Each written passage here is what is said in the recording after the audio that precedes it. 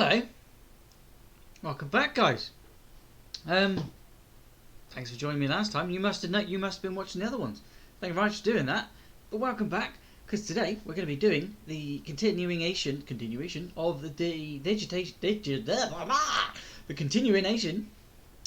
the digitization. Yeah, got it. Today, as yesterday, we were live and started to digitize what we've been drawing this week. I'll spin the camera in a moment to show you what the finished piece on the paper version was, but today we're going to be adding the color onto the digital version. We'll be using the different apps, different shading things, different tools. This may be 2 videos, so don't forget to hit subscribe, guys, and ding the bell, because the last video of all videos, if any videos, will go over the weekend, and will be the last video, final art finished, will be on Sundays as always. Don't forget to go over to YouTube, go over to Instagram as well, because you're already at YouTube. Go over to Instagram, where I'll leave a vote for next week's picture for you guys to check out, and what you want to see next, and what you want to see come into my channel next week, because the theme this month is You Vote, I Draw. As you've seen already, every month gets a theme, and every day of the week I'm doing some sort of art, and I'm also gaming. I'm here every single day on YouTube, occasionally on Mixer, but every day and night over on Instagram. If you want to leave some comments, you can scroll all the way to the bottom, as I'm not live, so you can't chat to me straight away. I don't know why I said that, because now I'm not talking to anybody. technically, or am I talking to you in the future? But yeah, let's spin the camera, show you what I've already drawn, and get on with what we're going to do, because I want to digitize and get this colouring done. And as you can see there, we completed and finished the paper version there, guys, and hopefully you can see the comparison between the two, as I did digitize this yesterday. I'm gonna get onto the app because I'm actually still on the recording. There we go. So if we zoom in there, we've done all the construction lines. We used not the picture you see there, but the picture underneath here. We used the opacity bar, so let's turn that back up. And this was just in the sketching stage, the actual inking stage I did here. I'm going to get rid of that so it's not so dark, so you actually see the original. I still need to add a few bits in, like up here and stuff like that, but I'm going to do that with the textures, the texture apps and stuff like that in here. As you can see here, you've got textures, so many textures in the bottom here, which I'll be using, and not eraser but digital. We've got effects we'll use towards the end. As you can see here, I've got a bit of a glow, and I want to keep that glow on the wings because it's Blue Angel. Again, you asked for an original character. I already had an original character that I wanted to do some work for, so I've got that picture you can see here. But like I said, we're going to be colouring in today, so let's get some base colour down and show you what is going to be done. I don't think I will need that turned on, but I will need the background to be white. So we'll add another layer, and watch in the right hand corner here, guys. What I'm going to be doing, as I always add about 6-7 layers before I've completely finished. I'm going to call this one color layer for color layer 1 here, like that, so I don't get confused with the actual construction lines, because sometimes you'll tap it and each one has a name, and it's very handy to have a name, to have named instead of layer 1, 2, 3, because you get confused. All I do, you just look for layer and you end up tapping layer sort of thing half the time. So I always name them. And I have color 2. These need to be underneath the construction lines you did before, so the main sketch would be best to be underneath. You're basically doing what you do on paper, but in reverse. But not in reverse. It's very good. I do love this app. If you are a fan of digital art and you want to know how to get yourself this app, it is called Critter. It is completely free, guys, and you can do pretty much what you can do in Photoshop, well, the early versions of Photoshop. And if anybody remembers the early version, it was pretty good for digital art. If you just want to draw, if you want to mess around with that with like textures and other tools that you have in Photoshop. I think there's a way of downloading extra tools for this, but to be completely honest with you guys, do you really think you need more tools than all the tinks? You've got inking, I mean you've got painting. I haven't used that much of a painting. I might try and use the painting feathering on the actual wings of this character. But for now, I'm going to be putting just in the main colours. So colour 1. Put colour 2 underneath colour 1 would be handy, wouldn't it? We're going down the layers instead of up the layers. If we're going in the right place. There he is. Right, so we put the colour underneath, and there we go. Let's get on with some colouring. You can listen to some comics drawing while I do so. If there is something I miss out on this video that you think I should have left in, or you think I should have told you guys about, then definitely let me know in the comment section. I know some of you guys did watch me on live, so if you're still watching this video, thank you very much for sticking with this picture. Let me know what you want on Sunday. My name's Blut084, BLUT084, Art and Games. Welcome back to War of the Realms. When we last left off, the 9 realms had invaded Midgard, deciding to make Earth the battlefield. And Thor was missing, Loki had died, and the Avengers were wondering, how are they going to stop all of these creatures from the 9 realms taking over the planet of Earth? We left this off at the ending of issue 1, and now we're going to move into Sorry guys, I just realised that 12 to continue the overall you couldn't see what I was doing. Telling you These what layers is happening here is what I'm talking about. Layer 1. If you're wondering where you Colour. are, this is the Comic Storian channel, and here we bring you audio dramas, Background. allowing you to catch up on the lore of your favorite video games, comic books, and movies. And original. I hope you enjoy our presentation. Loki suddenly sits up, last remembering his own death, but the smell of death and blood are now around him. His head pounding, confusion filling him as he looks around. The bodies of dead trolls and elves surrounding him in the smoky battlefield. I hope I didn't do this, he mutters, staring at the carnage. You didn't. A voice calls from behind him, forcing him to turn. I did. The ancient Loki smiles. He's larger than Loki can remember, being his body is covered in armor, and he's carrying a great club. Oh, bloody hell, he mutters. It's gonna be a worse morning than he thought, the trickster god cursing as his younger self steps forward. What do you want, you cheap Viking conjurer? Yet his younger self merely laughs, commenting how Loki hates to be confronted by his true self. The two stand amongst the carnage of war, with Loki asking his younger self if he was responsible. Aye, not bad for an afternoon's work. It certainly did the job. It made me smile. He grins at the sight of the older Loki's disgust, and Loki stares down into the blade of a sword, piercing a man's eye. All of this for his own amusement, all to take his mind off the troubles of Thor. Suddenly he turns at the sound of a cart being pushed behind him. Look out! Corpse burner at work!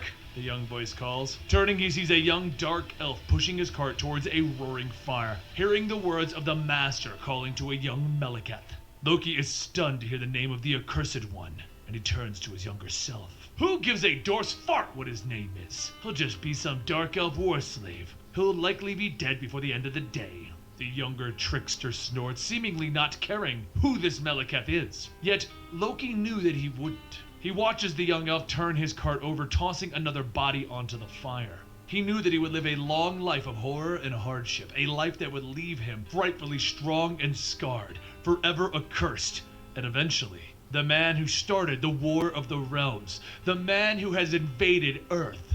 Horror fills Loki's face as he realizes that Meleketh will never forget the fruit of war that he grew up with, a war that he started. By the gods, it's my fault, I created Meleketh, Loki finally realizes, looking at this former self, this past of his. He runs forward, calling out to the young boy. He can stop this all from happening. He can be taken away from all of this. And upon reaching the young elf, Loki merely passes through him, tripping and stumbling on a rock. Turning to himself. What did you do to me? He demands. Yet the true question is, what did Loki do to them? Don't you remember? You got us killed! Young Loki snorts, and images of being devoured by his father, Lofri, fill his mind. The feeling of the teeth grinding into him suddenly overpower him. I was eaten by Lofri, he remembers. I'm dead. I'm in hell. You are my hell, he mutters, turning to his younger self, but his younger self once again snorts.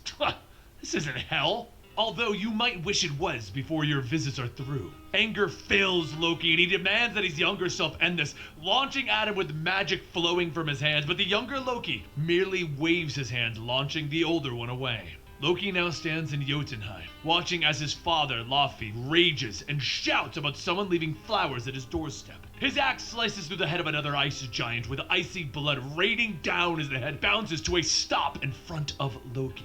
I suppose the ice roses were a poor choice, but in my defense, I never celebrated Father's Day before.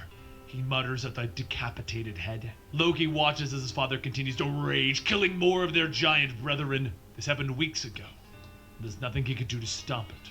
I wouldn't feel bad if I were you. They're frost giants. It's sort of their way of life. The child version of himself calls out from behind. Loki just glares at himself. He's already met the ancient Viking version of himself, and now he's dealing with the present, or at least the present that should have been. The child Loki shrugs, but Loki continues to glare. He didn't want this. He didn't want to be the villain again. He did what he had to do to save Lady Freya. He stabbed her in the back to save her. The images of him slicing his mother in the back with his poisoned dagger fill Loki's mind, and he stares in shock at his own hands. Finally, he turns back to child Loki, glaring at him again. And I would do it again! He snarls, but the child simply shrugs. I have to hand it to you, Loki. When you tell a lie, you sure stick with it.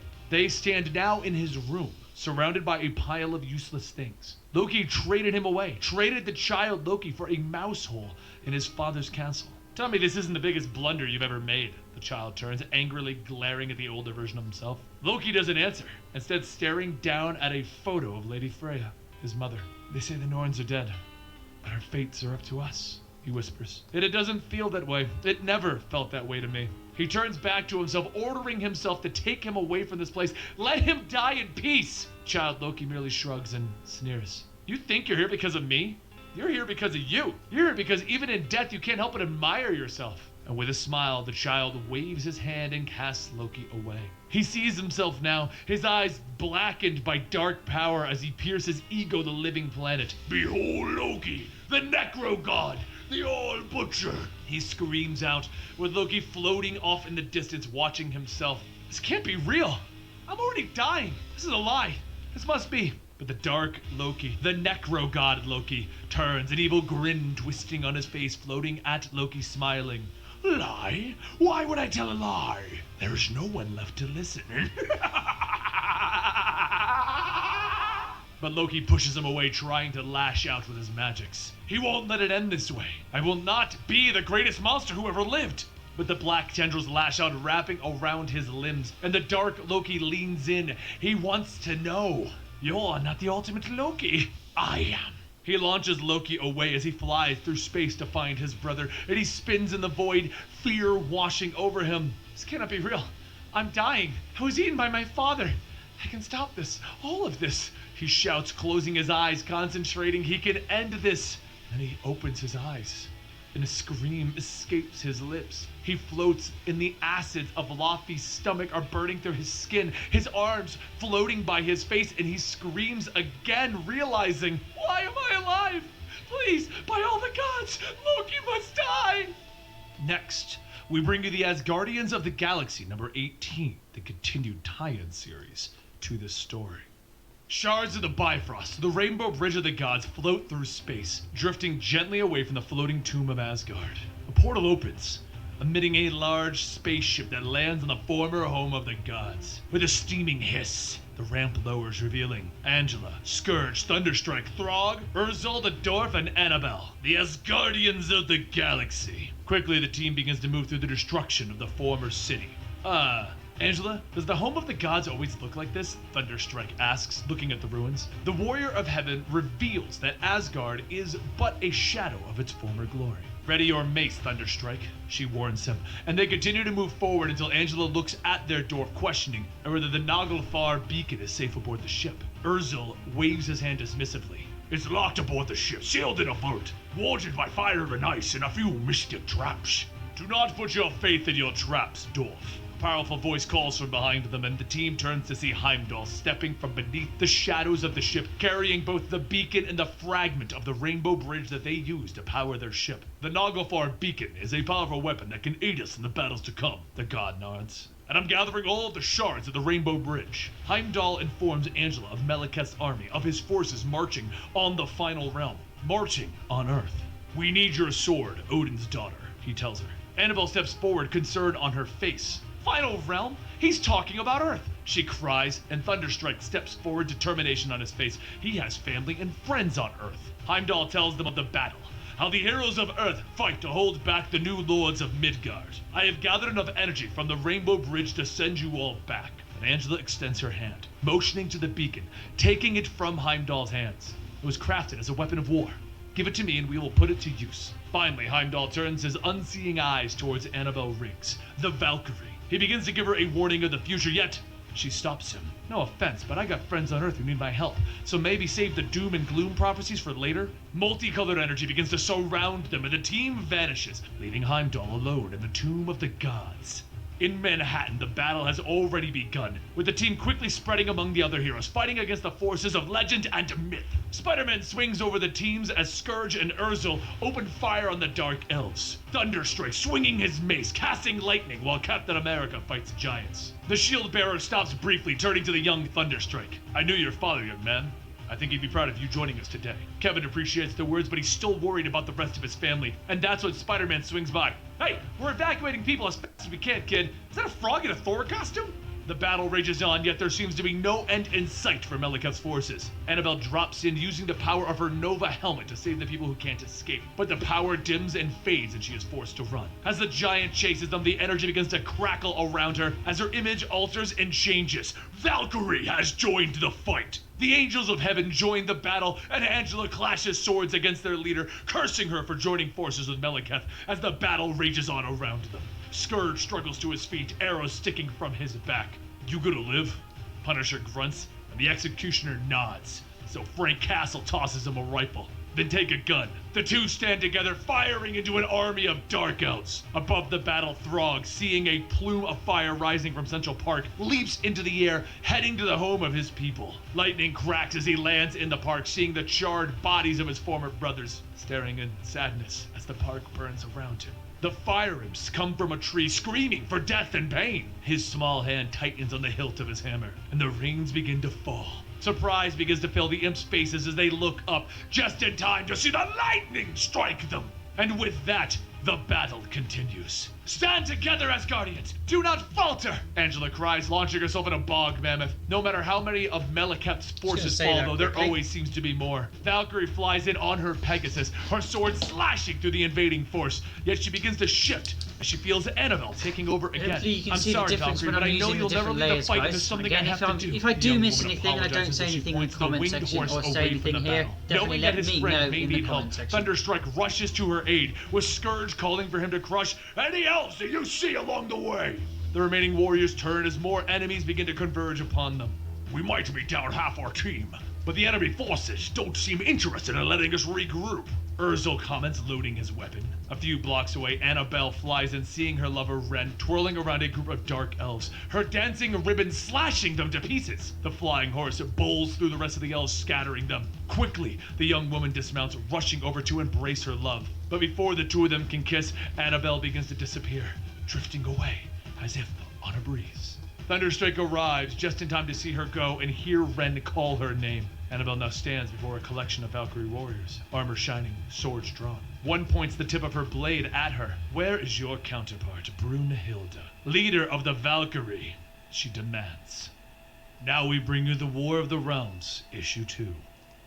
Greenridge Village, a large crowd has gathered outside of the Sanctum Sanctorum as the battle rages elsewhere in the city. Everyone stares, slightly confused, at the glowing green spectral basset hound that floats before them. Right this way, New York! You know the evacuation protocols, no pushing! He yells to the crowd as they begin to enter the Sanctorum. Don't worry, there's plenty of space for everybody. The safe room can hold a couple million full-grown humans, he continues. Move along, no staring at the ghost dog, just follow the talking snakes. The young woman next to him tries to help. Hey girl, what up? You evacuate here often? One of the snakes asks a passerby. But as the people begin to push inside, Jane Foster steps out. The ghost dog floats to her, questioning whether the Asgardians have been evacuated. Yes, Bats.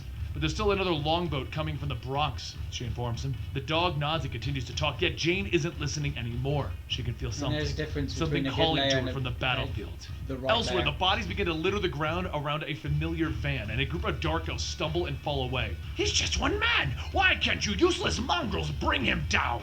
The leader screams, stepping forward, yet the answer is simple. The Dark Elves have a natural weakness to iron, and the Punisher has an endless supply. Frank begins to open fire, shooting a burst shot into the Dark Elves as another tries to sneak up behind him, but the elf merely gurgles as the 3 adamantium claws pierce his chest. Wolverine, heard you were dead. Nah, just really drunk for a long time. How have things been, Frank? I'm reloaded. Frank nods. Good catching up. Frank aims his weapon and he opens fire as Wolverine charges into the fight. Meanwhile, Captain America dashes up the stairs of an apartment building, ordering the civilians to get to their evacuation points as he charges past them. Knowing that he's high enough, he leaps through a window, smashing into the Frost Giant's head, shield first. The massive enemy stumbles and falls, shaking the ground around them, with Cap landing, rolling back on his feet. Somebody find me another giant! I'm going back up! Above the city, Iron Man careens through the endless valleys of steel, concrete, and glass as the warriors of heaven chase him. T'Challa, could we use the teleporter at Avengers Mountain to get out of here? He asks. Sif launches herself at a swamp mammoth, and the Black Panther doesn't even slow his attack against the fire imps as he informs Stark there's something crashing all the global networks. I can't raise the mountain. Elsewhere, amongst all of the destruction, Dario Agger, head of Roxxon, laughs, congratulating his employees over the phone as he drinks coffee. I have a spell, but it comes at a heavy price, Doctor Strange calls, as Curse wraps his hands around his throat. Still, I haven't done it in 5 minutes, but I'm having some performance issues right now. Elsewhere in the battle, the rest of the heroes continue to fight on. Okay, big and fiery. You must be from hell, right? Spider-Man quips as he leaps and flips from Cinder. I'm the Queen of Muspelheim. Hold still now, she bellows. I'm so confused. Is there a map around here somewhere? And he leaps again. Ulick collides with She-Hulk, complaining about how he has to fight the Green Halfwit. At least yours has meat on its bones, Enchantress states, looking bored as she casts spells like Ghost Rider. Robbie Reyes tries to block her attacks with his Hellfire, and simply responds, Keep it up, lady! You're gonna piss off my car, and you wouldn't like it when my car's pissed off! Suddenly, the Enchantress is knocked away as a Viking longship rams into her, with Jane Foster leaping clear of it, a sword in her hand as she surveys the battle. What in God's name are you doing here? Lady Freya cries as she rushes over. The 2 dodge clear of a rushing ice giant as the battle continues on. The air is suddenly filled with the sound of a rolling horn, echoing throughout the battle and the city, giving everyone pause. The 2 warriors look to the skies as an army of Valkyrie riding upon winged horses pour forth from a rainbow portal. At the head of the charge flies Odin, armed with his spear, riding a black stallion, fire snorting from its nostrils. Sound the horn so that the whole damned realm can know that the God of Gods has arrived, and that hell comes with him. Odin rides forward, his body glowing with the Odin force as he pierces straight through a frost giant's chest, bursting out the other side covered in gore. If Melikat wants a war, by my beard we'll give it to him. Brunhilde rides forth, her blade slashing giants as she comes, with Jane rushing to her, sliding on the back of her Pegasus. You're strangely familiar, mortal. Do I know you? She questions. Jane nods, telling her to picture her with a hammer in her hand and it'll come. Now take me to Melikath! Odin pushes back the lords of Midgard, finally floating down to his wife. You look like hell, husband, she informs him. The king shrugs off the comment. I'm as strong as a builder-snipe. Freya hangs her head, sadness filling her as she tells Odin of Loki's death. In that moment, the king of the Frost Giants pushes through the smoke and the flames of destruction, and anger fills Odin as he wheels his horse, energy crackling around him. Yet he is slow and the giant smashes him hard into a wall. Brunhilde and Jane ride through battle, their swords cutting through the forces of heaven quickly. Realization dawns on the Valkyrie as she rides with the former goddess of thunder. I thought you'd be more blonde. They see Melikath riding his bog tiger in the distance, yet Jane will not be the one to end him. The Pegasus tilts, throwing Jane onto a rooftop. You've already fought enough battles to last a lifetime, Jane Foster. Go and enjoy life. You've earned it. She orders her swooping away. Jane turns, though, shocked at the sight of the vampire hunter Blade, locked in combat with 3 war witches. She rushes forward, her blade clipping one of the witches long enough to throw off their spell. Elsewhere in the battle, though, Doctor Strange can feel the magical interference lift. His eyes glow as he lifts from the ground and he begins to cast his spell. By the beard of Vashante, let the purple veil be rent asunder. I, Doctor Strange, will pay the soul toll for all who pass. A massive portal opens. Blue tendrils begin to snake outward into the city. Melikath and his forces converge on the portal, wishing for no one to escape the war. Yet Brunhilde swoops in, crying for aid. Valkyries, protect the portal at all costs! She orders as she rides straight for the Dark Elf. Malekith, meet Dragonfang! Meet your doom, Dark Elf! She hisses as their blades lock, and Malekith merely smiles. All I see is a dead woman on a horse. Throughout the city, the tendrils snake out, pulling all of the heroes and civilians alike into the portal. Steven, your spell is too strong, Captain America cries as he's being dragged in, when suddenly all of the heroes stand in the war room of the Avengers Tower. We have to go back. The fight isn't over, Jane calls as she rushes forward, but Freya disagrees as she drags her wounded husband into the room. Malekith's forces are too strong. They need her son. They need Thor. They need to stop Malekith's Black Bifrost in Svartalheim. They need to end Roxxon interference with the global networks. Captain Marvel steps forward. This is war. She will fight it in the trenches with every soldier that she can find. I can think of no better captain for the job, Captain America tells her. They will need to reach the other realms, yet Heimdall still cannot see. He won't know where to send them if they can't open up the Rainbow Bridge. Freya steps forward. They all have a mission. In her absence, she names Jane Foster All-Mother of Asgard, yet Jane is not listening. Tears fill her eyes as she looks up at the war room monitors. The news shows the massacre of New York. The bodies of the fallen Valkyrie are scattering. Pegasus blood is filling the streets as the Dark Elves continue to wrestle with them. Yet the battle is not over. On a pile of bodies, blood flowing from dozens of Dark Elf daggers sticking from her body, Brunhilde fights on. Is that all you elves got? My blade is far from dry. She screams. She turns, glaring at the sea of her enemies. Malekith, stop hiding behind your magics and... But her words, they are cut off as shock fills her face, falling to her knees, finally staring down at the glowing blade that is piercing her chest. Malekith stands behind her, a smile pulling his lips to his ears as he rears back with his blade, and he swings. And that concludes the War of the Realms, Issue 2. I hope you're enjoying our method of covering the War of the Realms, bringing you the important side bits, the important stories, letting you know what is going on across all of the realms as this battle is raging on. Don't forget to subscribe to our channel to keep up with the War of the Realms right here at the Comic Storian channel, and you can find me on Twitter and Instagram at Comic Storian. Thank you for your time and your support, and I'll see you next time right here.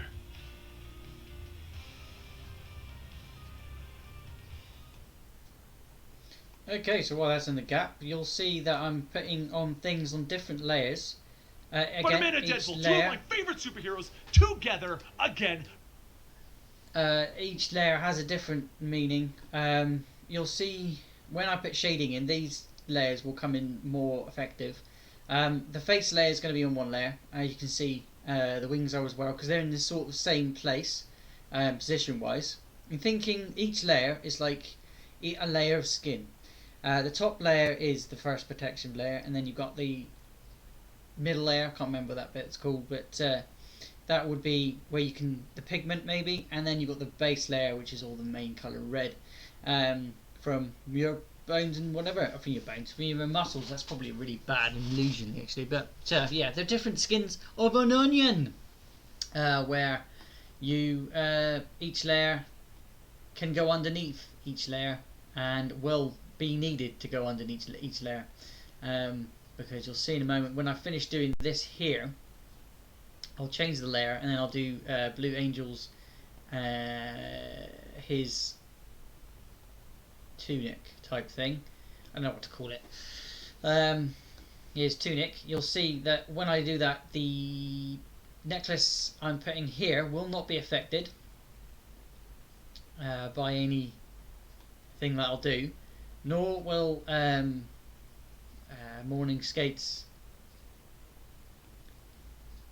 legs. This here will be affected, but I'll do that in afterwards, because I just want to get the big part of the blue part put down if I can. I didn't keep that blue, did I? No, because I need to put it down. So let's get it in a... Should we have it here? That kind of blue. So yeah, so let's enlarge that tool. Do a swipe here, and then we'll start. I forgot about the nails as well. But you see what I mean? Where I haven't coloured on layer 2. In fact, I'm actually still doing it on the wrong layer. So go to layer 3. You can see where I have and where I haven't, and it just makes things that little bit easier. So you don't have to go around absolutely everything. And whoops. you don't have to go around absolutely everything, and you end up with something that you can. It's more pliable. It makes more sense for it to be like it is, like that. Because if you were trying to do it individually, you would have to go in there with a tiny little tool, just like I was doing here. It's fine for details, but you don't want to be continuously doing it all the time, because oh my goodness, no, thank you. Oops, I missed a bit there. I better go back to the construction lines. Black, we're gonna have to go as dark on this one. There we go. Just add that back in there. In fact, nope, I didn't. I did that when I was drawing it in pen as well. There's a little bit of chest. Looks like it should be part of the staff. It's not. We'll go to back to where we were. Grab the same colour and carry on colouring. Hopefully you're enjoying the playlist in the background as well, guys, because I must say I do enjoy listening to Comic Storian. They are one of my favourite things to listen to, especially if I'm creating artworks. And just sort of, it's not so much the inspiration, it's that it takes my mind, gives me, I'm seeing a picture in my mind as I'm creating the picture, and that is the best way I find to create anything, because you don't want to be too focused on what you're doing. You obviously want to be focused, and you want to be really focused on what you're trying to achieve, but you don't want to be like, that's what I'm doing, because you'll obsess over it and you'll start being like, oh well, that doesn't look exactly what I want it to be like. So let your mind wander a little bit when you're creating, and your hand will do what it's meant to.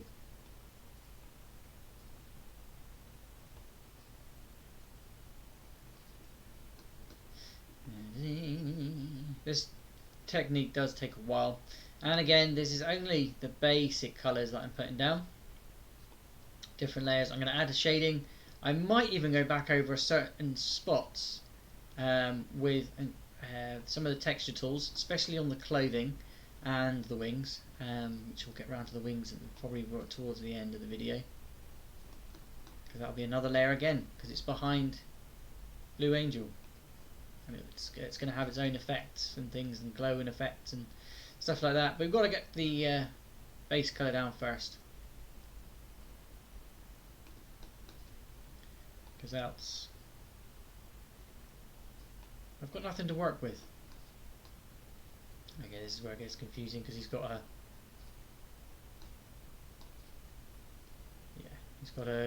sash. It's a blue sash, so I think I'll change that colour. It's a bit too. I have to change that blue sash, because it's just a lot of it molds in together, and you get lost. I've noticed in some of this picture. I haven't even coloured his legs in yet. Doing skin colour and stuff. What am I doing?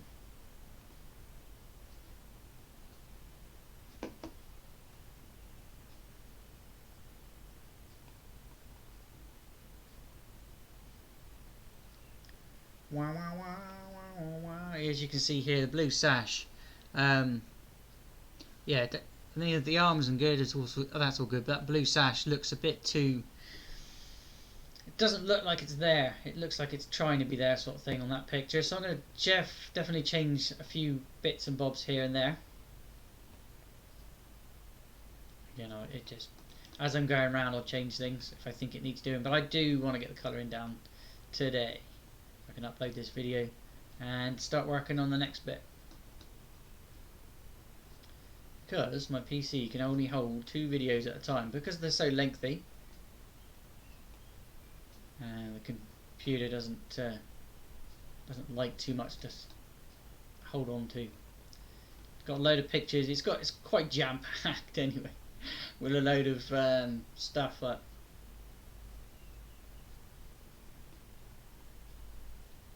A load of stuff in here that I've had it since last. I don't know, maybe this time last year.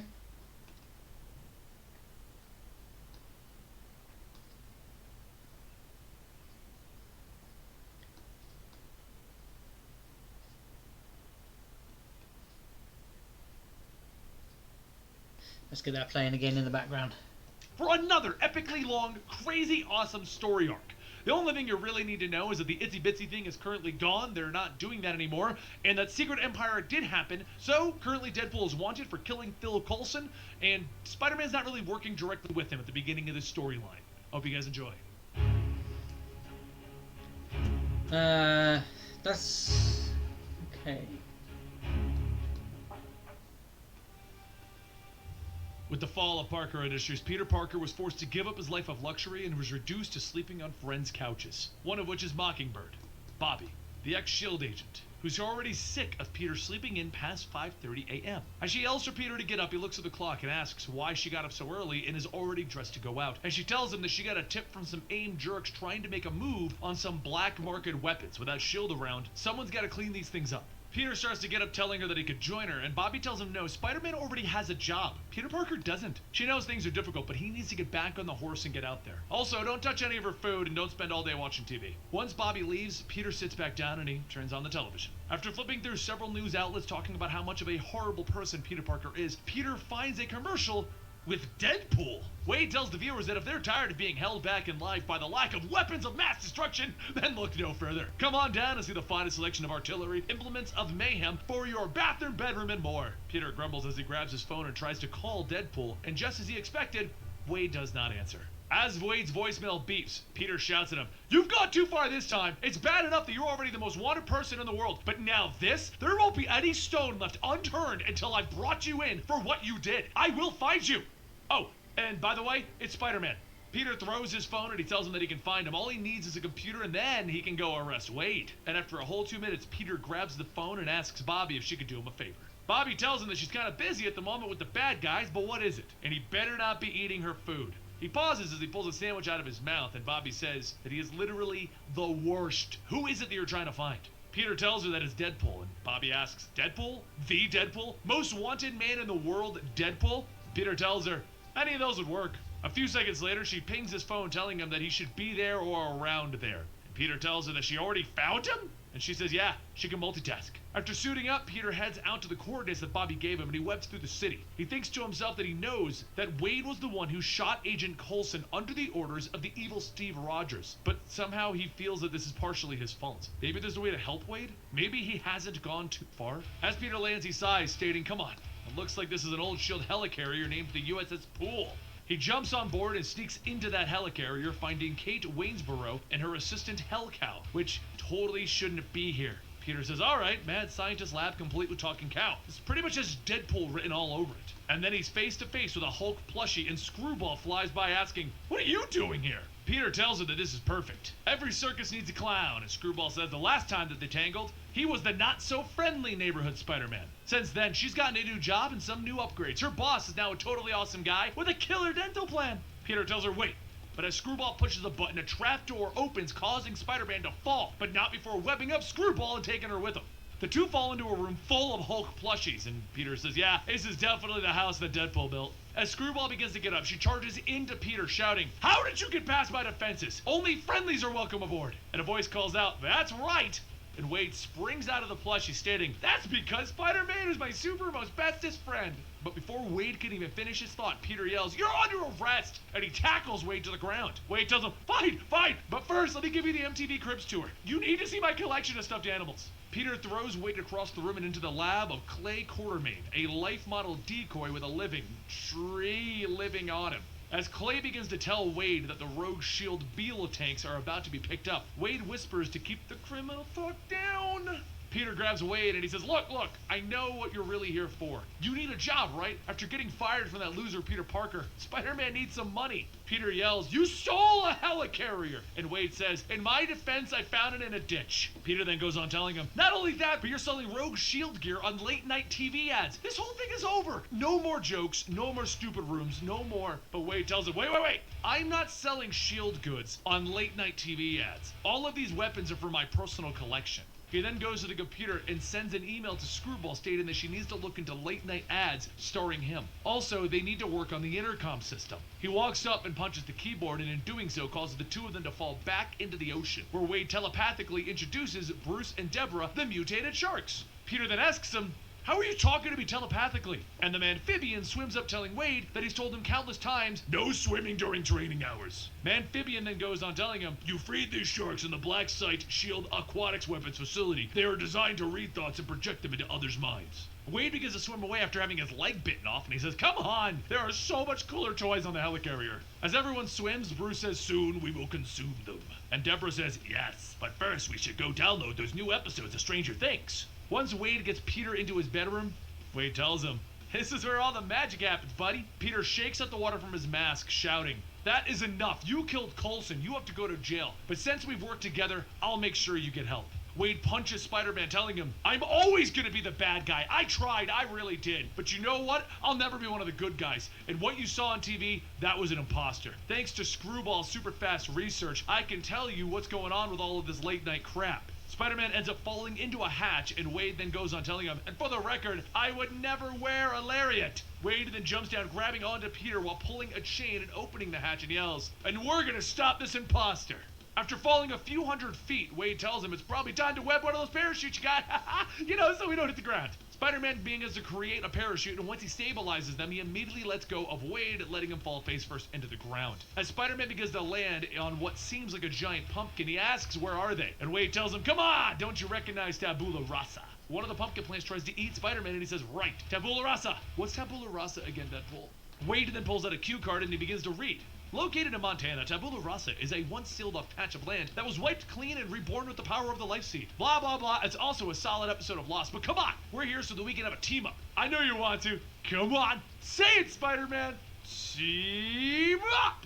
After fighting his way out of the plant and falling on the ground, Spider-Man gets up and says, okay, then you go to jail, Wade. Wade tells Spider-Man to keep his eyes on the prize. We're here to stop some bad guys who are probably worse than me. That's when a giant bird-like creature walks by, and Wade quickly yells, we come in peace! The creature stomps on the ground trying to crush the two of them, and Wade calls back up to the helicarrier asking if anyone can even read him. Which, no, they do not, but what they do see is that Deadpool and Spider-Man need help, and everyone on his helicarrier chooses to do nothing. As Spider-Man and Wade run, Peter comes up with an idea, jumping onto the side of the creature, webbing up Wade. He then pulls on the web, choking Wade, creating a tripwire that trips the giant bird creature. Wade begins to pull the webbing off, telling him, see, we have such good chemistry. The creature snorts and uses its trunk and starts to suck Wade back up, and then it tries to grab Spider-Man. As Spider-Man dodges, Wade yells, come on, don't let me die in some monster's sack. As the creature ends up grabbing Spider-Man and slamming him to the ground with his trunk, Spider-Man gets back up holding the trunk, flipping the creature over, slamming it down onto its back, and he pokes the sack, asking Wade, hey, are you still alive in there? Wade says it smells kind of like a sarlacc and shame in here, which, BT dubs, is totally fine with me.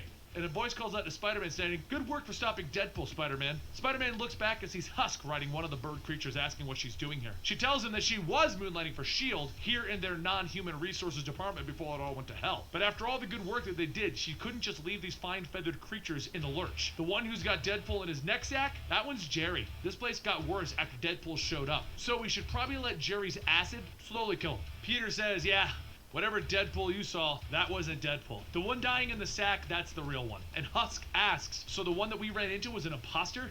Fine.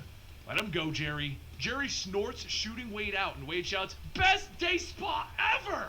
Spider-Man then goes on stating that Fake Pool has been selling stolen S.H.I.E.L.D. weapons and guesses that he probably is headed towards the central lab in this location. Husk tells him that they can work together to stop Fake Pool, so follow her. Wade yells, can we please get a ride on those creatures? And a few moments later, Wade screams, hi-ho creature thing, away! As the three ride off, Husk asks Spider-Man why he's working with Deadpool anyway. And Spider-Man tells her that he's not. It was kidnapped after going hunting for him, and after this, Wade shouts, I'm going to jail! Everyone heard it the first 5 times you said it, Spider-Man. Can we go and punch stuff now? Just then, there's an explosion at the bird creature's feet, throwing everyone to the ground, and another voice shouts, good morning, campers. The fake Deadpool steps up and asks, can you believe that S.H.I.E.L.D. left behind some highly impressionable creatures? They seem so happy to be let out. Wade gets up stating that he can walk the walk, not so much talk the talk. Let's see if you can fight the fight. Husk sheds her skin, turning it into a hard rock-like substance, and then jumps up, punching one of Fake Pool's monsters to the ground. Wade gets up, walking up to Fake Pool, pulling his mask to reveal himself. Fake Pool tells him, the truth hurts, doesn't it? Wade reaches up, ripping off that mask, revealing Dum Dum Dugan. And Dugan says, "That's right, dum-dum." Dugan punches Wade to the ground, telling him, "I only need a few pieces of you for the next part, so do me a favor and hold still." Wade jumps up and says, "I got something for this," and he reaches down into the front of his pants. He pulls his hand back out and has a small Nightcrawler imp there, and then he bamps them away. Spider-Man shouts, "Really?" And Husk says, "Perhaps Deadpool is beyond help." And Spider-Man says, "I'm starting to see that." Back up at the helicarrier, Wade bamps to Screwball and asks if they found the secret stash down there yet. Screwball says that the comms aren't working down there, but scans are showing that there's a vault at the edge of the forest. Wade then asks if anybody has seen his cowboy hat. He's gonna need it for a thing. Back on the ground, Peter and Husk lead Dugan and the monsters to some water, and Dugan then asks, "Are you all ready to die yet?" Husk then says that she's had enough of this and jumps up, knocking Dugan off of his monster and begins punching him into the ground. Just then another mask flies off and Fake Pool stands up. "It's Captain America!" And he says, "Yeah, I'm still bad." Suddenly everyone hears singing, and Wade bamfs one of the sharks from before on top of the monsters, letting it bite down onto its heading. Wade lands and he looks back at Peter and Husk, asking, "What? You thought I'd leave you?" Just then Wade is shocked, and the electricity shoots through the water, shocking everyone. Fake Pool gets up telling them, "No more games or jokes, and no more masks. It's time for Chameleon to show his true face." Later, as Spider-Man begins to slowly open up his eyes, he sees himself upside down, and he tells Wade, "This is all your fault." Wade asks, "How is it my fault? Chameleon's not a part of my rogues gallery. This is on you." And Husk then asks, "Can you both shut up and try to figure out a way to get out of this? Because those things down there don't look friendly." Wade looks down and sees 3 of Chameleon's monsters and says, "Oh, maybe it's time for us to leave." He then calls out that he's got this. He just needs to get his knife out of his pocket. And as Wade reaches for it, he doesn't feel anything, like anything at all. And then he asks if anyone's seen his right hand by any chance. Meanwhile, over at the secret vault, Chameleon slaps Wade's severed hand onto the hand reader, and the computer announces handprint identified, Avengers Override activated. Chameleon tosses the hand aside, stating, "That's better. Now let's check out all these weapons." Back at the pit, one of the monsters jumps trying to grab Wade, and he asks, "Who steals a hand? Like, who really would do that?" Peter tells him it's probably to open up whatever secret vault he came for, and Wade tells him, "How dare you assume? We came here for Fake Pool." Also at this time, Husk begins shedding her stone skin and climbs up out of the ropes, grabbing one of Wade's guns and begins to fire down on the monsters. Wade says, "Don't worry, I got this. See those 2 shark fins in the sky? Watch this." Seconds later, Bruce and Deborah fall out of the sky, chomping down on the monsters. And while Husk finishes untying the other 2, branches reach down, grabbing everyone, lifting them up to the ledge. Spider-Man then stares at Clay and asks, "What are you?" And Clay tells him, "A life model decoy of Clay Quartermain that was infected with a sentient organic virus," to which the branches say, "Hello." Peter then sees an apple hanging from one of the limbs, and he asks if they can eat that. Branch then says that those are the fruit of his bowels. And Wade, while currently eating one, mentions that they are delicious. Once everyone is ready, they head over to the vault, and the first thing that Wade sees is a giant missile. And he says that these look wonderful. And Peter tells him, "Don't even think about it." And Branch made a says mistake there, he guys, is so now I'm going to thinking go about around it. And quickly. then Wade tells Branch, "That's not delete cool. some stuff. Silence is golden." Screwball runs over to one of the computers and begins going through the files, and then mentions that according to this, Chameleon was looking for something called... But before she could finish, there's a loud boom as the desk is destroyed, and Chameleon stands up through the smoke with a rather large gun. He tells Wade, "Thanks for the help.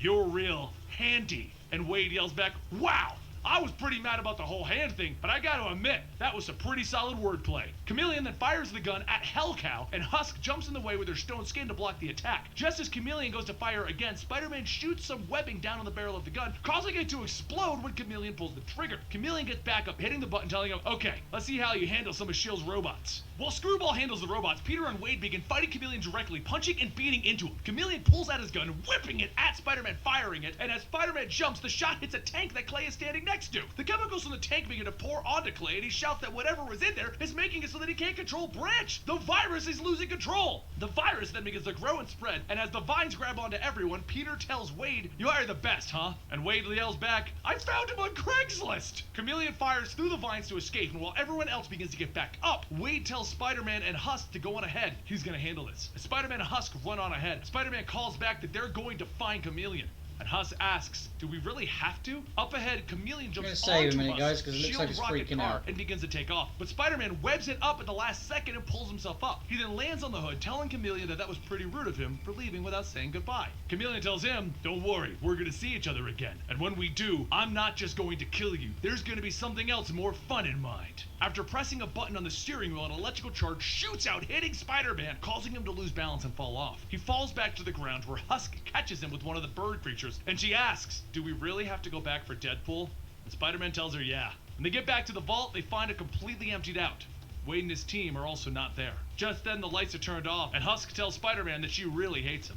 Spider-Man tells her that he's been getting that a lot recently. Back up on the stolen S.H.I.E.L.D. helicarrier, the USS Pool, Wade laughs eating one of Branch's apples, stating, "Can't control Branch. Classic!" Deadpool then high-fives everyone, stating that they did their parts well. "Just look at our haul!" Screwball tells Wade that it seemed like Chameleon did get away with something. A file that contained something. Wade laughs out loud again, asking, "Paper? He stole paper? What an idiot." Rocks beat paper, and more importantly, WMDs beat paper. Come on, let's just go see who's gonna buy these toys at the highest price. Daddy needs the new stuffed animals. However, over in Chameleon's secret hideout, he begins to pull out the file with the words, Project Doppelganger, written on them. And he says, "Now, the real fun begins." And there you have it, more Deadpool and Spider-Man insanity. Let me know in the comments down below, what side are you on, Deadpool or Spider-Man? For me, I don't have to pick a side, because I like them both. Anyway, I'll see you guys next time right here at Comic Story. And don't forget to subscribe to see the next part of this story. I don't know when it's going to be coming out, because at this time, the arc is still going. Which means Just subscribe gonna rename so some you can stuff see in a when we minute. bring you that story. Hope to see you here, and bye. Bye-bye. See ya. Salutations. Ciao. Sayonara. Shalom. Okay, bye.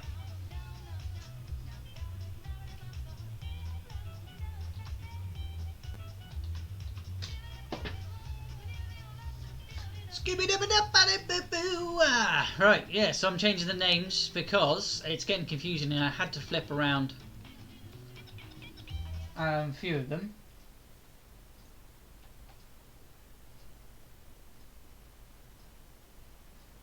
Welcome to the Full Story series, where we take a compilation of old videos that we did here on Comic Story and bring them together for a giant movie. Today we're going to be covering the Jerry Dugan Deadpool run. This is my favorite Deadpool run of all. This is what is known as the Sad Clown run. You're going to see Deadpool go from being just an over-the-top, crazy, kooky guy to discovering he has a family, to discovering that he wants to do better by his family, and then discovering his marriage and a bunch of other things. I hope you guys enjoy this run, and if you do enjoy this and you want to show more support for Comic Story and you want us to continue doing this, consider going over to our Patreon, patreon.com/comicstorian, where you'll find a lot of early access to videos and 5 different podcasts. I think I've wasted enough of your time.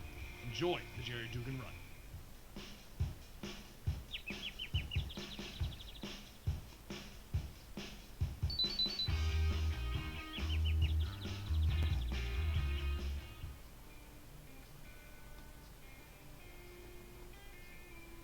His career as a superhero started very painful for him.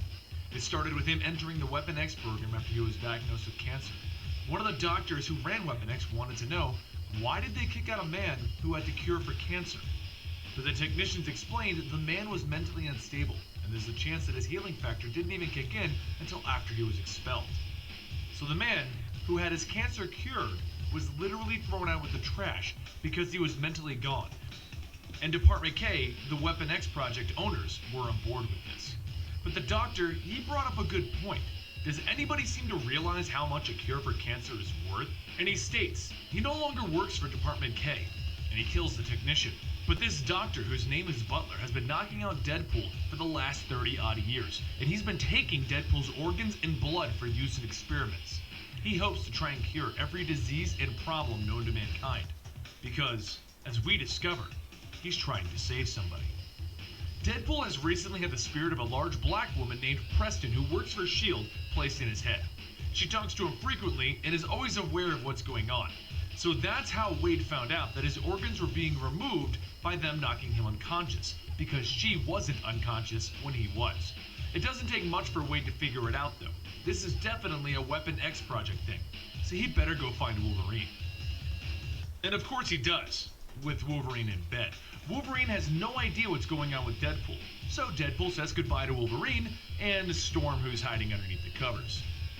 Wade then heads off to talk to Captain America for advice on what he should do, and he finds the Cap in the middle of a Hydra fight. Cap tells Wade that he's a good soldier, but a bit of a head case, and Cap says that everyone needs somebody to talk to. And good luck with your mission, Wade. Wade contemplates what he should do next. This isn't normal for him. Normally he's on some crazy adventures where he fights his own clones, he kills dinosaurs, or he's bothering the X-Men. But to go back to where all of this started, he's gonna need to be ready. And since the people who jump him for his organs know that he knows what they do now, they won't be coming for him so quietly next time. So he prepares a surprise, and he cuts open his own leg to slip something into it. He then heads to a slum of a room, and he gets ready to be captured. But somebody is already there waiting for him, and it's Wolverine! And he says, Deadpool, you're right. Somebody is here for you. And they're seconds away. Deadpool opens fire on the door, killing the first of his kidnappers. Preston tells him to get the mic off that guy's head. And he responds to her, that's a great idea. Now I control the bastards. But she tells him to be quiet and listen to them. It gives them a tactical advantage. Wolverine gets his claws out. 4 guys just dropped onto the roof. And Deadpool begins to throw things into a microwave while Wolverine begins to cut up the thugs through the walls.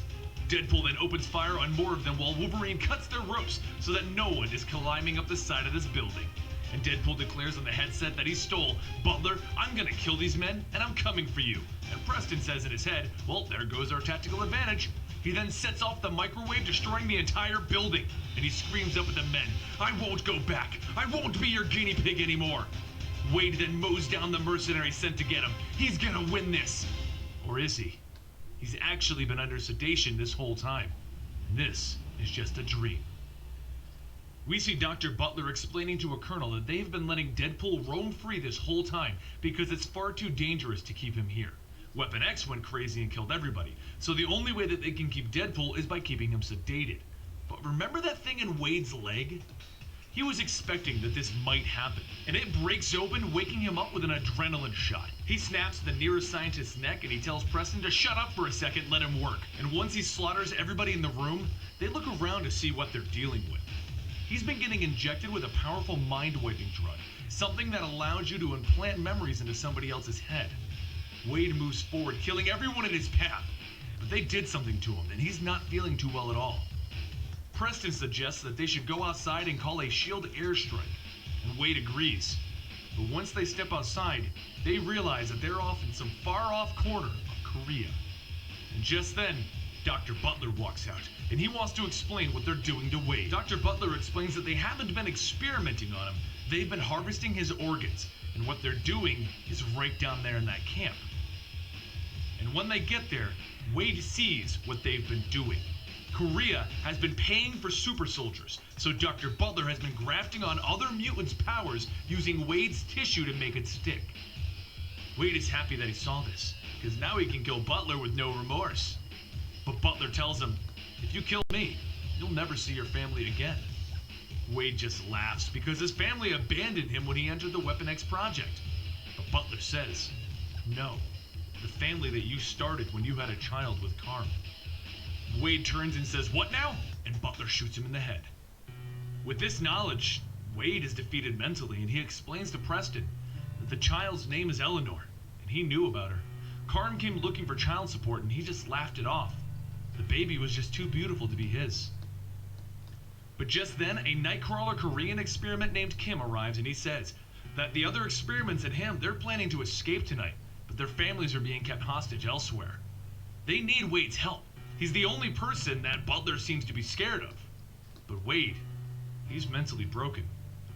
Thankfully, though, he has Preston inside of his head, and he allows her to control his body so that they can leave the area with Kim. As they go through it trying to find a way back outside, Wade comes across something interesting, though. Butler was watching when Wade asked for help, and he asked Wolverine and Captain America. So guess who Butler has sedated and being kept hostage right here in this Korean base? Oh boy, are these two gonna be pissed. Wade, now back in control of his body since his friends are here, explains that the Weapon Plus project has been continuing right here in North Korea, and he needs the both of them to help him shut this down for good. With the rest of the experiments, they plan the ultimate prison break. Wade begins firing at everybody, and it's time for Deadpool to be back in action. The experiments are all getting wrecked, but Captain tells the guards, I urge you to surrender. You won't win this. The guards then get wrecked because they said, nah. And Captain lobs his shielded one while Wolverine leaps inside of another, letting Deadpool stick a grenade inside of the guy. The fight is epic, and once it's done, they win. And Deadpool slaps a Hello Kitty band-aid on Wolverine, and they get ready to end this with Butler.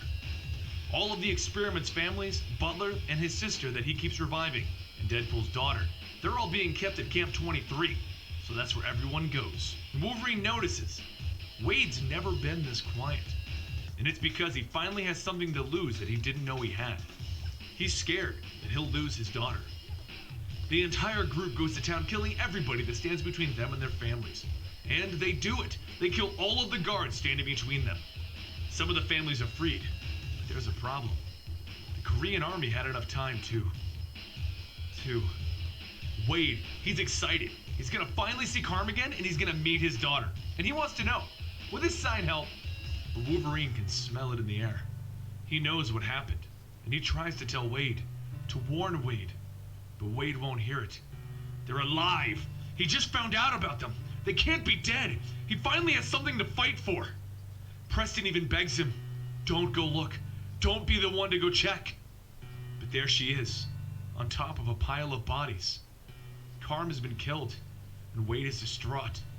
Cap and Wolverine begin to wire the entire place to explode. And Wade just walks to Butler's little panic room. Butler states that he called the entire Korean army, and Wade might as well just give up now. There's so much good that they could do together if Wade would just join Butler and help his cause. He tells Wade to stop looking past him, stop looking at his sister. And where is that damn Korean army? Well, they're currently at the front gate, and standing at the front gate is Captain America, and they really don't want to fight him. Butler tells Wade that his experiment gave Wade's life meaning, but Wade argues that Butler had no right to put him in a tube, no right to experiment on all these poor civilians, and no right to experiment on his own sister. And he tells Butler's sister, death before experimentation. She opens the door, letting Wade in. He walks in, snaps Butler's arm, and then he chokes him to death. No one gets to experiment on human beings. Wade thanks Butler's sister, and he helps her back to her bed. She just wants to rest now, without somebody trying to revive her. Wolverine walks in and says that there's plenty of explosives here to make this place blow sky high. And Wade waves goodbye to Butler's sister. This is what she wants. Wolverine, Captain America, and Deadpool all get out of there, and they say their goodbyes. Wade ends up in Tokyo, contemplating what he had, and what he didn't even know he had. His daughter could be alive. He never found her body. And he says, leave him out of it. He'll just leave Preston to find his daughter if she's even alive, if it's even possible. But this isn't where our story ends. Very soon, the Watcher's secrets will be revealed to the world. Preston will find out that Deadpool's daughter is alive and well. But we'll cover that soon, because for now, Wade needs to cope.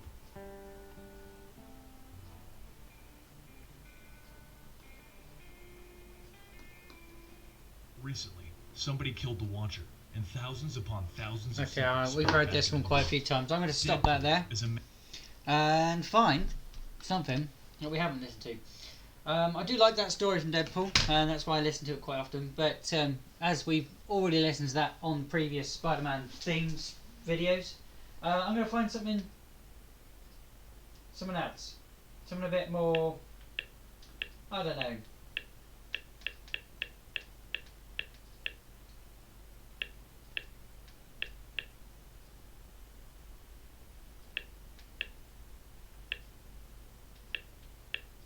Let's have some God of War again. So you think you're Romeo? You're playing a part in a picture show. The recent God of War video game is one of my favorite video games of all time. And since it won Game of the Year, I assume guys, I've many been of you playing that enjoyed one it as lately, so much don't as forget to I check out do. the live But streams there's one every thing single you may be Thursday wondering. here on my What channel, happened before the game? Blink084. What happened to and Mother? games. What happened to Kratos? And what happened to Boy? Well, today we're going to be covering the Titan Comics storyline God of War 1 through 4, explaining just a little bit of what happened beforehand to the boy. This is the complete story series where we take some of your favorite pop culture icons from comic books to video games to movies, and we break them down into digestible bites to allow you to understand. We then read them dramatically back to you, giving you a bit of an audio narrative where we voice out characters and we add in some epic music. Enjoy the ride, and if you want to talk to me directly about the God of War, or the Boy, or the power of the beard, join me at twitch.tv/eligiblemonster, where currently I am streaming a video game, most likely Final Fantasy. Let's get to that story, boy! As the peaceful quiet falls over the snowy home, the young boy Atreus plays just outside when he hears a knock coming from the woods. He looks up to see his father, Kratos, standing over him asking, "Where is your mother?" Atreus tells him that she left while he was asleep. Said that she'd be back by nightfall. Kratos then asks, "Was there anything else she may have said?" And Atreus says, "Well, she did say that there was some wood that needed to be chopped." Kratos walks over to the pile of logs, grabs an axe, stating that he thought as much. It might be time for him to pull his weight. Now get to it. He slams the axe down, launching the axe into one of the thicker pieces of wood, telling Atreus not to disappoint him. As Kratos begins to leave, Atreus asks, "Are you going into the woods to test yourself again?" Kratos looks back. "Yes, though it would seem that today's test has already begun." He heads deep into the forest, crushing the undisturbed snow beneath his feet, thinking to himself that he must test himself each and every day. He must find a worthy challenge. Just then a deer looks up startled and Kratos asks, "What has you spooked?"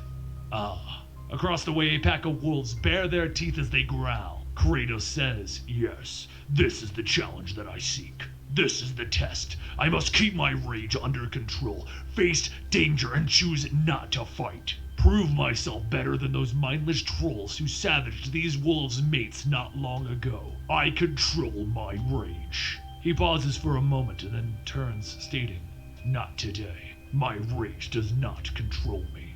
As the sun begins to set, Kratos starts to walk back towards his cottage when he hears the deep growls of a beast in the distance. He looks over to see a bear mauling a man as the man shouts in a different language. Could this be the challenge that he seeks? The bear pins the man down as the blood drips from his free paw, and all Kratos does is watch. He cannot understand the old man's cries, but clearly he screams in fear. He should walk away. What is the fate of one old man to him? He does turn, and then he feels it, the rage inside beginning to swell, the demon of fury struggling to break free. Kratos clenches his fists, telling himself, "No, I will control my rage." Despite his best efforts, though, he grinds his teeth and he shouts as he leaps into the air. He comes down, throwing the bear off of the old man, and as that bear roars, Kratos roars back. The bear lashes out to try and bite down on any part of Kratos that it can find, and he reaches out stating, damn you to hell." He pulls his arm back, ripping the jaw off of the bear, letting it bleed out into the white snow. He looks back at the old man as he tries to say something, but his wounds are too grave, and he passes on to the next life. Kratos catches his breath and he quietly says, "Damn you both to hell. Damn the old man for arousing my sympathy, and damn that bear for stroking the fires of my rage, and damn myself for losing control again. I will rest and I will test myself tomorrow." As Kratos passes through the mountain barrier protecting his home, men in the distance watch intently, all speaking the same language as that old man. When Kratos arrives at the cottage, he looks at the pile of logs, still unchanged from when he left, and he silently groans.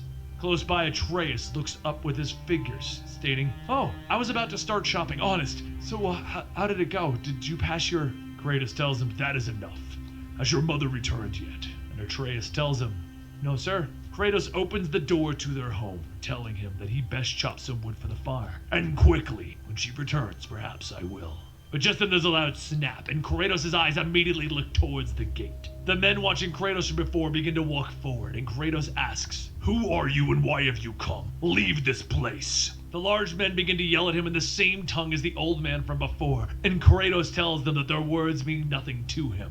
Atreus whispers that they said that he killed their brother today and they have come for revenge. Kratos then says that he killed no man's brother today, just a mindless beast. The men begin to shout and Kratos readies himself in a fighting position. And as the men go on, their words become twisted and their bodies begin to change into giant bears, just like the one from earlier. Kratos launches himself into one of the bears, calling out to Atreus to get to safety. Atreus asks, but where should he? Oh, he looks up to see one of the bears towering over him, and he calls to his father for help. Kratos stops his fighting, seeing his son in danger, shouting, "Enough!" He wraps his arm around the bear, locking his hands together, squeezing, until he hears a loud crack, with the bear's spine snapping. As the body falls lifelessly, Kratos charges into the bear, getting ready to strike Atreus. His body is flung to the side of the woodpile, but before he can get back up, the bear slashes at his back. He yells out in pain, but before he can get to his feet, the bear pins him down, tearing away at his back again. Through the dirt in his mouth, Kratos quietly says, "Damn you," and then he sees the axe still lodged in the pile of logs. He reaches out, grabbing it by the handle, whipping his arm back, and with a loud thunk, the blade of the axe slams into the skull of the bear and it stumbles back. It falls to the ground with Atreus stating, "I'm sorry, I tried to." But before he could finish, the old man begins to shout something at the two of them. Kratos asks, what did he say? And Atreus tells him. He says that you're gonna have to pay for spilling the blood of his brothers, and that he will return with the rest of his clan. Kratos pulls the axe out, telling him, "No, he will not. There's no time to retrieve a proper weapon, so this will have to do. Come on, boy." As Atreus follows closely behind, he asks, "Wouldn't I be safer at home?" And Kratos tells him, "Not if we lose his trail and they return while I'm away." Atreus then says that he's scared, and Kratos turns back, telling him, "You must learn to control your emotions. Until we have dealt with anyone who knows the way to our home, the safest place for you is by my side, boy." Kratos looks back onwards towards the woods, and as the snow settles covering the old man's trail, his frustration begins to set in. The fires of his rage begin to burn brighter to the point of consuming him. These beastmen invaded his home. They threatened his family, mindless beasts, seeking only revenge, and then their leader flees into the night like a coward. He will hunt them down to the ends of the earth, him and the rest of his kin. He will wring the life out of them with his bare hands, bathe them in their blood. He will have his revenge for. Atreus asks, "What do we do?" And suddenly, the rage fades.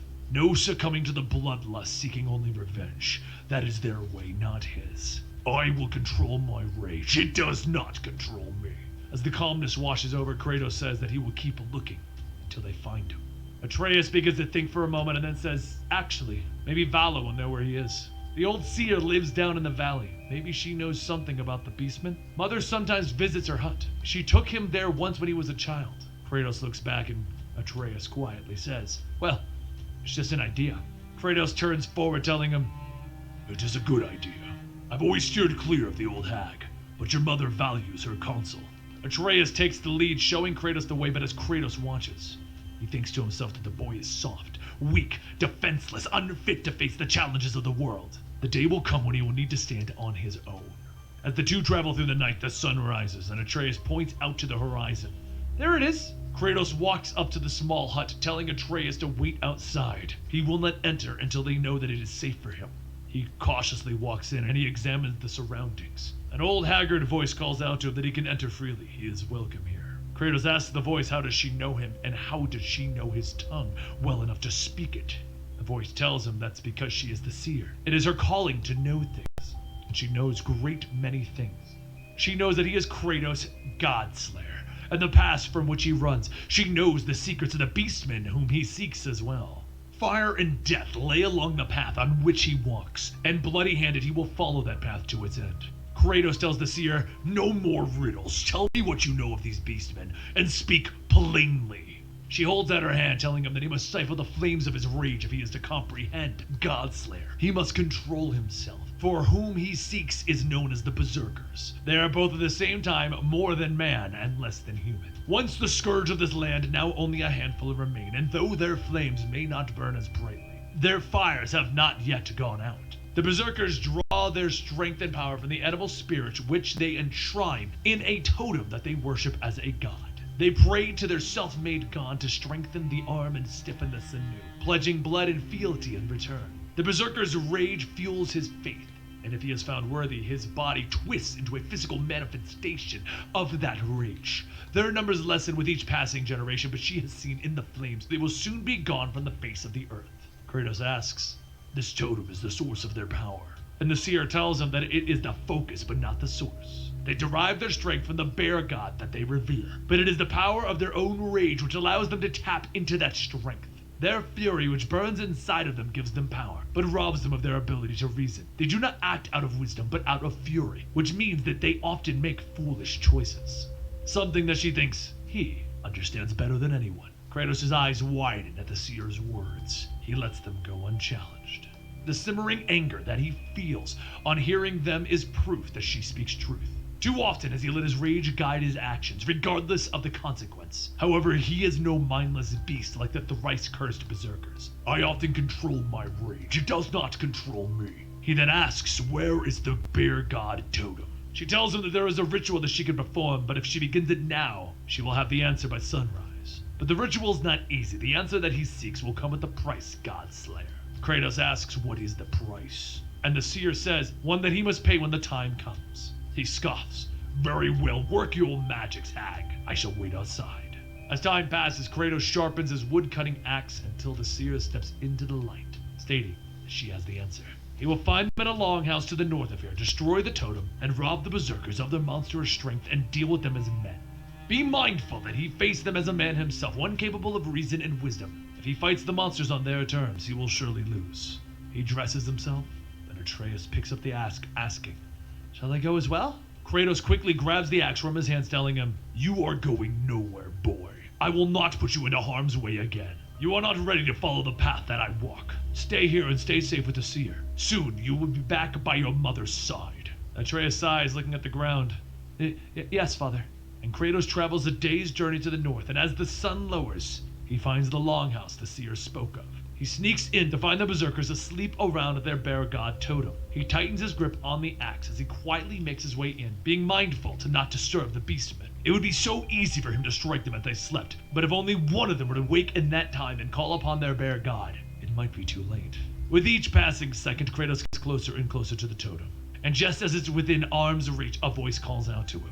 He looks back to see one of the berserkers calling out to the others, and he tells them to stay their claws. They have violated the sanctity of his home, and he has come to put an end to this. Step aside and they shall live, or stand against him and die. The choice is theirs. Either way, he will destroy that totem. All of the berserkers begin to get up shouting, and as they do, each of them turn into a giant, snarling bear. Kratos clutches his axe, throwing himself into battle, stating, damn you all to hell. The flames within Kratos burn white hot, and he is consumed. He is fury. He is rage. One of the berserkers knocks Kratos' axe out of his hand, but Kratos charges in, wrapping his arms around the berserker. He struggles to break free, but Kratos headbutts and thrusts his arm into the berserker's stomach. As a loud crack, as the berserker's spine snaps, and Kratos throws the body down, shouting, die!